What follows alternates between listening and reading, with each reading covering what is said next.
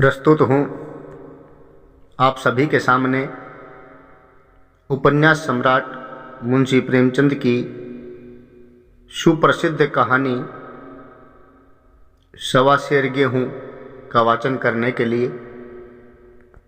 आशा है आप सभी को पसंद आएगी। पेश है सवा सेर गेहूँ।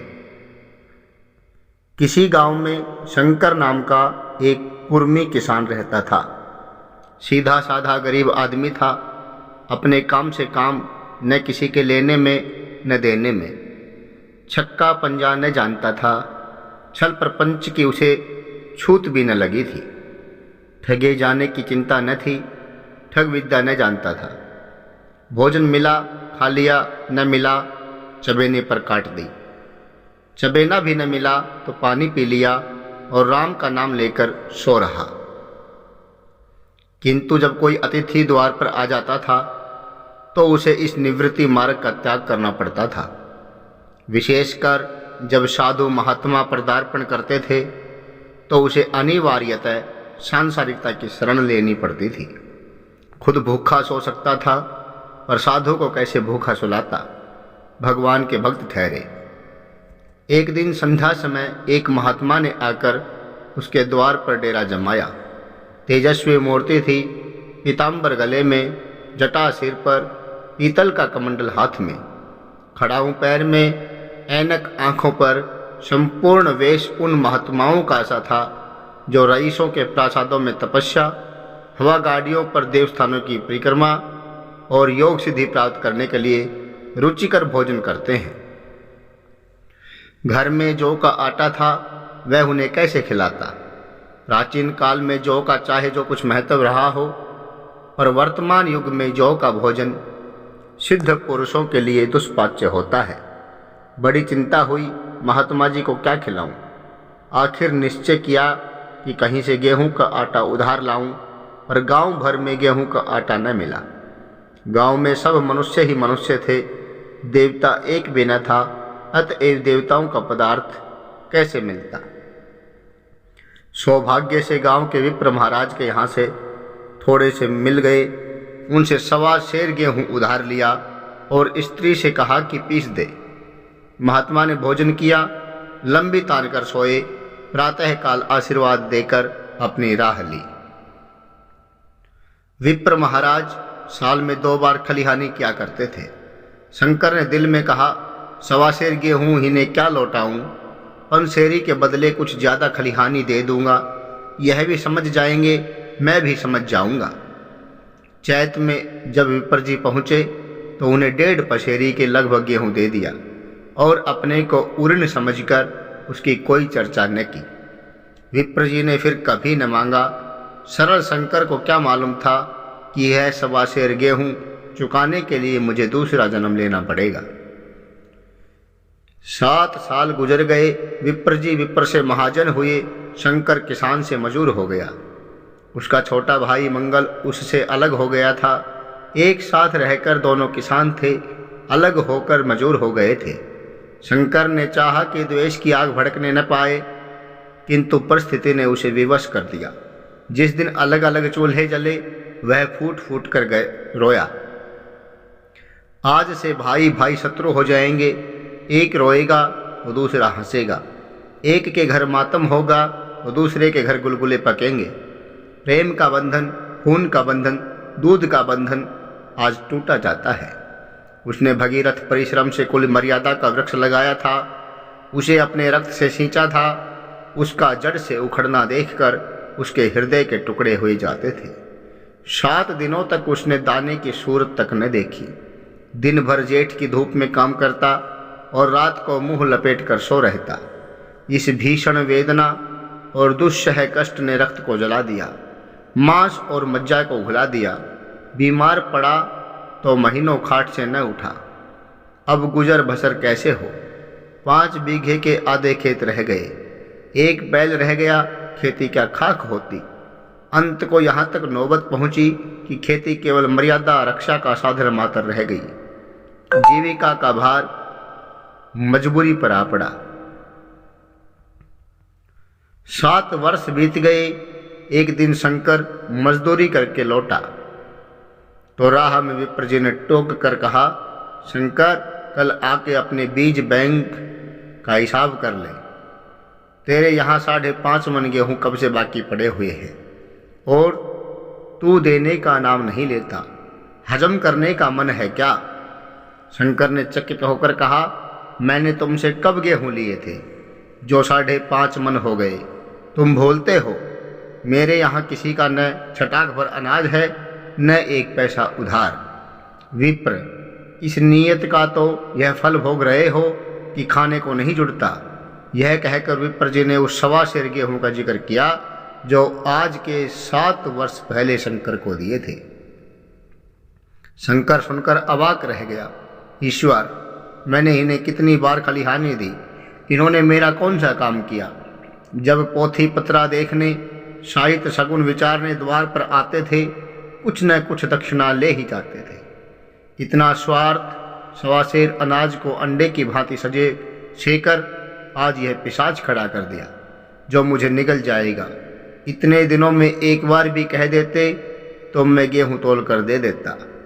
क्या इसी नीयत से चुप साधे बैठे थे? बोला, महाराज, नाम लेकर तो मैंने उतना अनाज नहीं दिया, पर कई बार खलिहानी में शेर 2 शेर दिया है। अब नाप आज 5.5 मन मांगते हैं, मैं कहाँ से दूंगा? विप्र, लेखा जो बख्शिश 100 तुमने जो कुछ दिया होगा उसका कोई हिसाब नहीं। चाहे 1 की जगह 4 पंसेरी दे दो, तुम्हारे नाम बही में 5.5 मन लिखा हुआ है।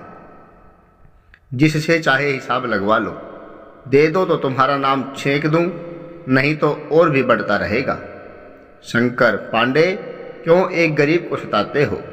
मेरे खाने का ठिकाना नहीं, इतना गेहूं किसके घर से लाऊंगा?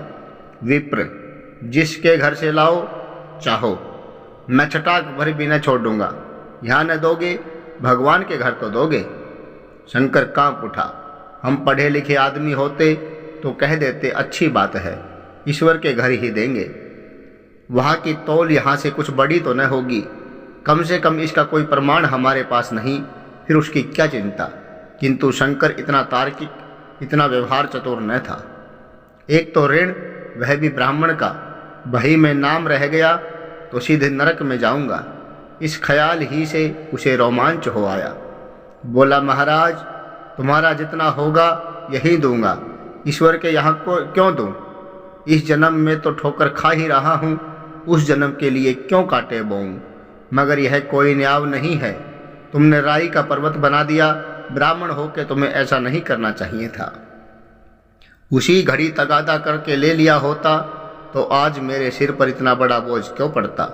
मैं तो दे दूंगा, लेकिन तुम्हें भगवान के यहाँ जवाब देना पड़ेगा। विप्र, वहाँ का डर तुम्हें होगा, मुझे क्यों होने लगा? वहाँ तो सब अपने ही भाई बंधु हैं। ऋषि मुनि सब तो ब्राह्मण ही हैं, देवता भी ब्राह्मण हैं। जो कुछ बनेगी बिगड़ेगी संभाल लेंगे। तो कब देते हो? शंकर, मेरे पास रखा तो है नहीं, किसी से मांग जांच कर लाऊंगा तभी न दूंगा। विप्र, मैं यह न मानूंगा। 7 साल हो गए, अब एक दिन का भी मुलाहिजा न करूंगा। गेहूं नहीं दे सकते तो दस्तावेज लिख दो। शंकर, मुझे तो देना है, चाहे गेहूं लो चाहे दस्तावेज लिखाओ, किस हिसाब से दाम रखोगे? विप्र, बाजार भाव 5 सेर का है, तुम्हें 1.25 सेर काट दूंगा।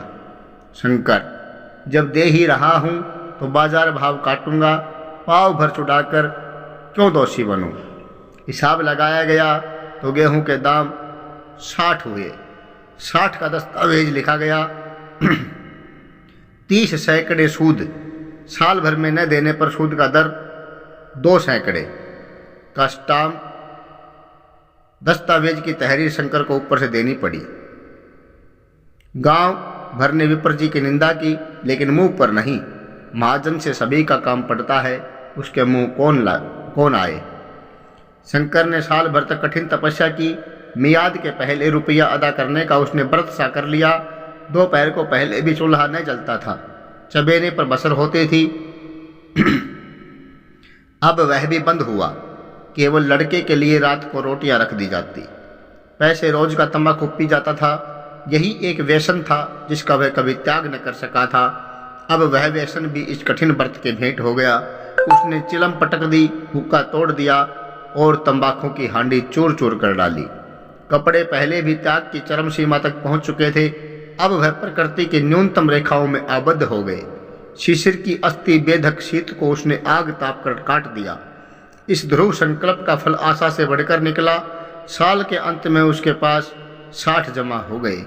उसने समझा पंडित जी को इतने रुपए दे दूंगा और कहूंगा महाराज बाकी रुपए भी जल्द ही आपके सामने हाजिर करूंगा।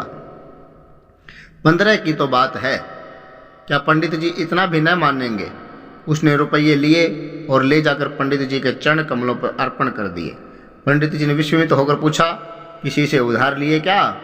शंकर, नहीं महाराज, आपके आशीष से अब की मजूरी अच्छी मिली। लेकिन वह तो 60 ही है।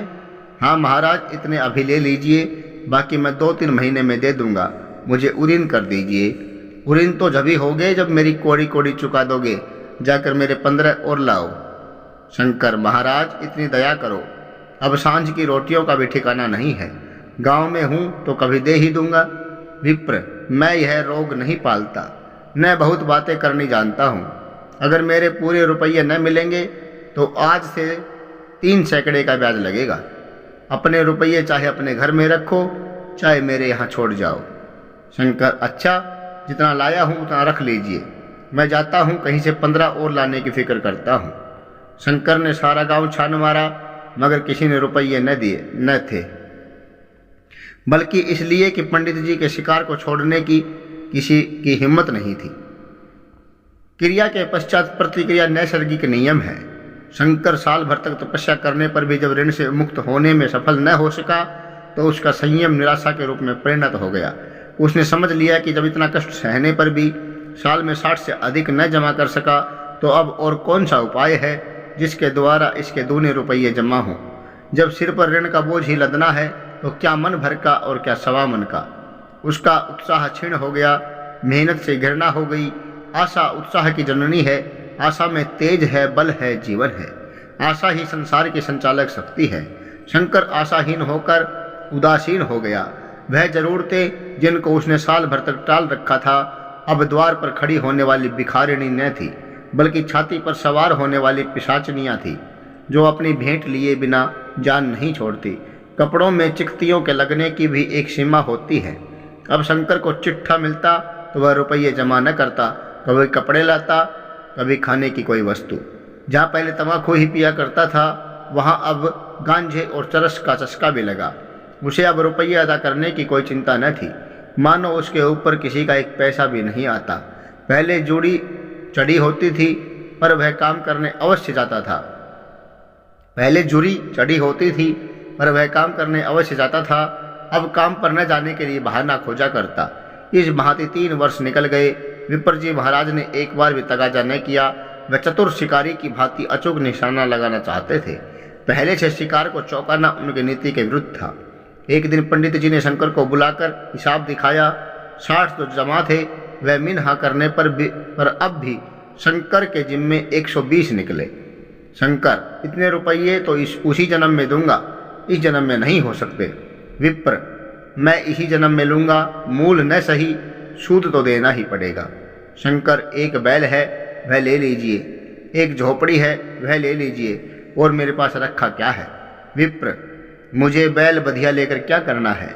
मुझे देने को तुम्हारे पास बहुत कुछ है। शंकर, और क्या है महाराज? विप्र, कुछ नहीं है तो तुम तो हो, आखिर तुम भी कहीं मजूरी करने जाते ही हो। मुझे भी खेती के लिए मजूर रखना ही पड़ता है। सूद में तुम हमारे यहाँ काम किया करो, जब सुविधा हो मूल भी दे देना। सच तो यूँ है कि अब तुम किसी दूसरी जगह काम करने नहीं जा सकते जब तक मेरे रुपये नहीं चुका दो। तुम्हारे पास कोई जायदाद नहीं है। इतनी बड़ी गठरी मैं किस एतबार पर छोड़ दूँ? कौन इसका जिम्मा लेगा कि तुम मुझे महीने महीने सूद देते जाओगे, और कहीं कमाकर जब तुम मुझे सूद भी नहीं दे सकते तो मूल की कौन कहे? शंकर, महाराज, सूद में तो काम करूँगा और खाऊंगा क्या? विप्र, तुम्हारी घरवाली है, लड़के हैं, क्या वे हाथ पांव काटा के बैठेंगे? रहा मैं तुम्हें आध शेर जो रोज कलेवा के लिए दे दिया करूंगा। ओढ़ने को साल में 1 कंबल पा जाओगे। एक मिर्जई भी बनवा दिया करूँगा, और क्या चाहिए। यह सच है कि और लोग तुम्हें 8 रोज देते हैं, लेकिन मुझे ऐसी गरज नहीं है। मैं तो तुम्हें अपने रुपये भराने के लिए रखता हूँ। शंकर ने कुछ देर तक गहरी चिंता में पड़े रहने के बाद कहा, महाराज, यह तो जन्म भर की गुलामी हुई। विप्र, गुलामी समझो चाहे मजदूरी समझो, मैं अपने रुपये भराए बिना तुमको कभी न छोड़ूंगा। तुम भागोगे तो तुम्हारा लड़का भरेगा। हाँ, जब कोई न रहेगा तब की बात दूसरी है। इस निर्णय की कहीं अपील न थी। मजूर की जमानत कौन करता, कहीं शरण न थी, भागकर कहाँ जाता। दूसरे दिन से उसने विप्र जी के यहाँ काम करना शुरू कर दिया। 1.25 सेर गेहूं की बदौलत उम्र भर के लिए गुलामी की बेड़ी पैरों में डालनी पड़ी। उस अभागे को अब अगर किसी विचार से संतोष होता था तो यह था, यह मेरे पूर्व जन्म का संस्कार है। स्त्री को वे काम करने पड़ते थे जो उसने कभी न किए थे। बच्चे दानों को तरसते थे, लेकिन शंकर चुपचाप देखने के सिवा और कुछ न कर सकता था। गेहूं के दाने किसी देवता के शाप की भांति याव जीवन उसके सिर से न उतरे। शंकर ने विप्र जी के यहाँ 20 वर्ष तक गुलामी करने के बाद इस दुस्सार संसार से प्रस्थान किया। 120 अभी तक उसके सिर पर सवार थे। पंडित जी ने उस गरीब को ईश्वर के दरबार में कष्ट देना उचित न समझा। इतने अन्यायी, इतने निर्दयी न थे। उसके जवान बेटे की गर्दन पकड़ी। आज तक वह विप्र जी के यहाँ काम करता है। उसका उद्धार कब होगा भी या नहीं, ईश्वर ही जाने। पाठक, इस वृतांत को कपोल कल्पित न समझिए, यह सत्य घटना है। ऐसे शंकरों और ऐसे विप्रों से दुनिया खाली नहीं है। ये थी मुंशी प्रेमचंद द्वारा रचित उनकी प्रसिद्ध कहानी 1.25 सेर गेहूं। आशा है आपको पसंद आई होगी। आप कमेंट करके अपनी राय जरूर दें, और अगर आपको कहानी अच्छी लगी तो इसको आगे शेयर करें, चैनल को सब्सक्राइब करें, वीडियो को लाइक करें। जय हिंद, जय भारत।